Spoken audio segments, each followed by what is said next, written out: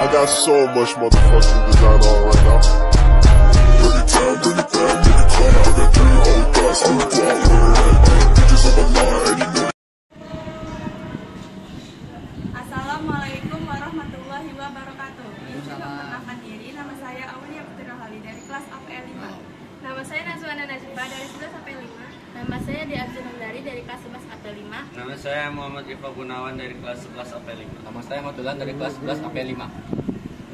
Jadi pada kesempatan kali ini saya akan menjelaskan faktor-faktor yang dapat mempengaruhi kesetimbangan. Yang pertama itu perubahan konsentrasi.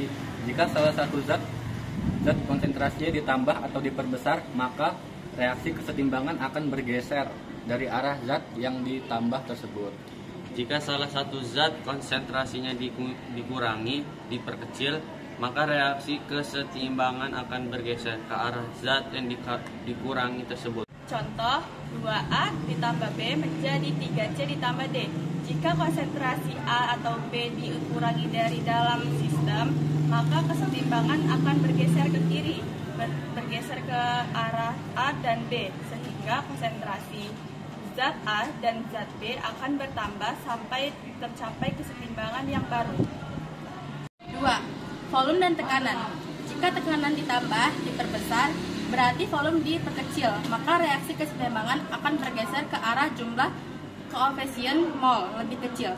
Jika volume diperbesar, ditambah, berarti tekanan diperkecil, maka reaksi kesetimbangan akan bergeser ke arah jumlah koefisien mol lebih besar. Tekanan. Pengaruh perubahan tekanan terhadap kesetimbangan reaksi berlaku untuk ke semua reaksi yang melibatkan gas. 2. Jika tekanan bertambah, kesetimbangan akan bergeser ke arah dengan total mol lebih sedikit atau jumlah kesetimbangan lebih kecil. Ketiga, jika ketekanan berkurang, kesetimbangan akan bergeser ke arah dengan total mol lebih banyak atau jumlah koefisien lebih besar. Reaksi yang menyerap kalor, reaksi endoterm. Apabila suhu reaksi diturunkan, maka kesetimbangan akan bergeser ke arah reaksi yang melepaskan kalor, yaitu reaksi eksoterm. Konsentrasi. Jika konsentrasi zat diperbesar, maka reaksi akan bergeser dari arah yang diperbesar. Jika konsentrasi zat diperkecil, maka reaksi bergeser ke arah yang diperkecil. Contoh, pada reaksi Na plus 3H2 bereaksi menjadi 2NH2. 2. Volume dan tekanan gas.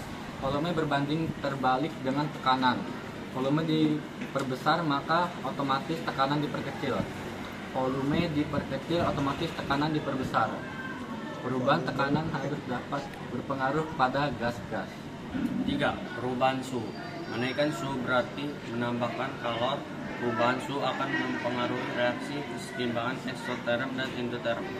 Reaksi eksoterm adalah reaksi yang melepas kalor entalpi min.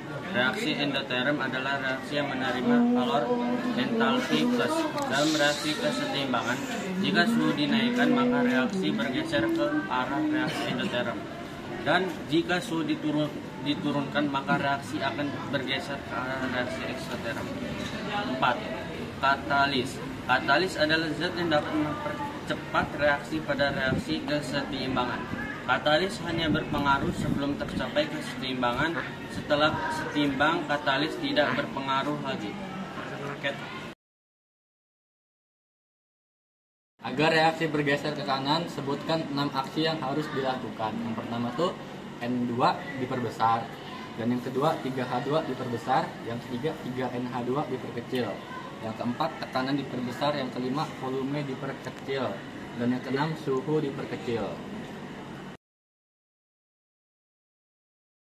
Agar reaksi bergeser ke kiri, sebutkan 6 aksi yang dapat dilakukan. Yang pertama C2H6 diperkecil, yang kedua C2H2 diperbesar, dan yang ketiga itu H2 diperbesar, yang keempat tekanan diperbesar, yang kelima volume diperkecil, dan terakhir yang keenam suhu diperbesar.